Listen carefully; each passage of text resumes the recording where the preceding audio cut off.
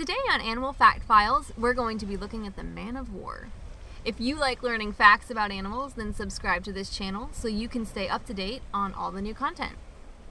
Perhaps you see one floating atop the waves at your favorite beach, maybe even washed up on shore.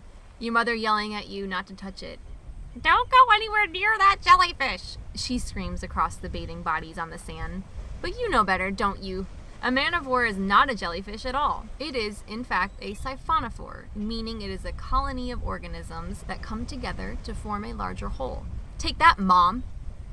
Yes, although a man of war, or man-o'-war, or Portuguese man-o'-war, or even by-the-wind sailor, whatever name suits you, might look like a jellyfish, it isn't. They are commonly mistaken for jellyfish because of their large sail shaped like an 18th century Portuguese warship from which their name is derived. But really, that's just part of a larger whole. A man-of-war colony is split up into 4 different groups, or polyps. The 4 groups are tasked with navigation and flotation, or the sail, defense and capturing of prey, the tentacles, eating, that's literally it, and baby making. The tentacles of a man-of-war are usually around 30 feet in length, but they can grow to be as long as 165 feet. That's longer than a whale. In the water, the tentacles hang below the sail and release toxins which stun and kill eel larvae, fish, and cephalopods. This food is carried up to the eating parts below the sail. Eating parts. I'm going to start calling my mouth my eating part. The food nourishes all of the colony despite only one part doing the consumption.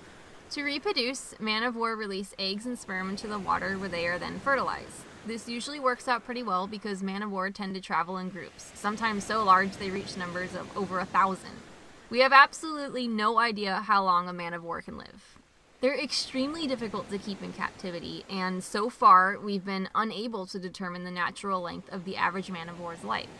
They're typically found in warm, tropical and subtropical waters, but because they don't swim at all and they rely on the wind and water currents to move them, they could technically end up almost anywhere in the world. And due to their structure, they can still pack quite the punch on the sand. That's because even if one part of the beached man-of-war has died, the other parts can still be alive, tentacles included. So it is still reasonable to listen to your mother and keep your distance. Sorry, Mom.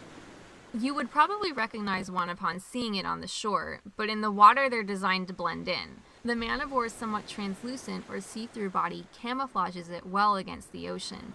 Plus, they come in an array of oceany blue and purple colors. It's been speculated that they are colored this way to help prevent overexposure to UV light, or sunlight, since they spend so much time at the very top of and above the ocean's water column.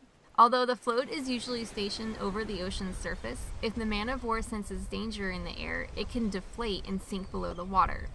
Man-of-war are not commercially viable in any area, and we don't even know the extent of their numbers. It's speculated that too many in an area can have an impact on the fishing industry because they could disrupt the natural fish life cycle of an ecosystem, what with their fish baby eating habits and all. Although these not jellyfish are quite the sight to behold, I'd still give them their space. For more information on the man-of-war, feel free to browse through my citations in the description below. Let me know which animal you'd like to see next in the comments. Thank you for watching and give a thumbs up for more Animal Fact Files.